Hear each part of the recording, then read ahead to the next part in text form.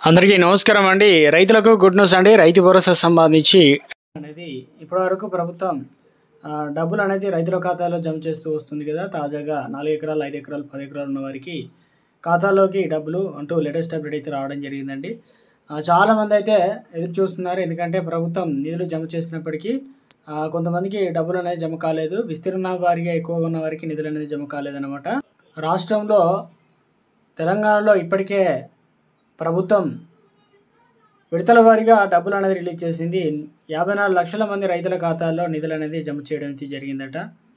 అయితే ప్రభుత్వం మొదటి విడత 1 ఎకరం, రెండో విడత 2 ఎకరాలు, ఇలా మూడో విడత వచ్చేసి 3 ఎకరాలు, ఇలా విడతల వారీగా జమ చేస్తూ వచ్చింది. తాజాగా వచ్చేసి ఇందుకు సంబంధించి ప్రభుత్వం 5,050 కోట్ల రూపాయలు రైతు భరోసా నిధులు అనేది జమ చేయడం జరిగిందని ఒక అప్డేట్ అయితే వచ్చిందండి. మెల్లమెల్లగా రైతుల ఖాతాలో నిధులు అనేది జమ అవుతూ ఉన్నాయి. రైతు భరోసాకు సంబంధించి భూములకు భద్రత మాదే బాధ్యత, నేడు సీఎం చేతుల మీదుగా భూభారతి జాతికి అంకితం.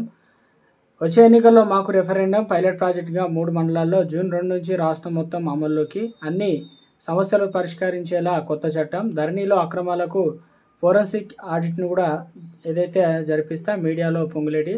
జూన్ 2లోగా భూభారతి పైలట్ ప్రాజెక్ట్ పూర్తి చేసి రాష్ట్ర వ్యాప్తంగా అమలు చేస్తామని రెవెన్యూ శాఖ మంత్రి పొంగులేటి శ్రీనివాసరెడ్డి వెల్లడించడం అయితే జరిగిందనమాట. 2029లో రానున్న ఎలక్షన్లకు ఇది ఒక రెఫరెండం అని, ఇందుకు సంబంధించి భూభారతి పోర్టల్ అందుబాటులోకి తెస్తున్నామని, భూభారతి చట్టం నూతన పోర్టల్ సీఎం రేవంత్ మీదుగా సోమవారం జాతికి అయితే అంకితం చేయనున్నారనమాట.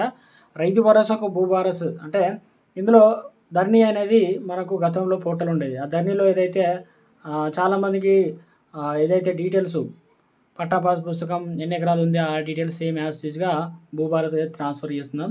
సో ఎవరు కూడా కంగారు పని అవసరం లేదని చెప్పేసి పొంగులేటి శ్రీనివాసరెడ్డి చెప్పడం.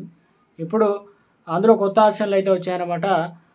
అందులో ఏదైతే మ్యాప్ కూడా ఉండబోతుంది. ఇక్కడ నుంచి రిజిస్ట్రేషన్ కావచ్చు, భూమి వివరాలు ఎక్కడ ఉంది ఏందనేది గూగుల్ మ్యాప్తో సహా అయితే ఉండబోతుంది. ఇప్పుడు దానిలో లేవు.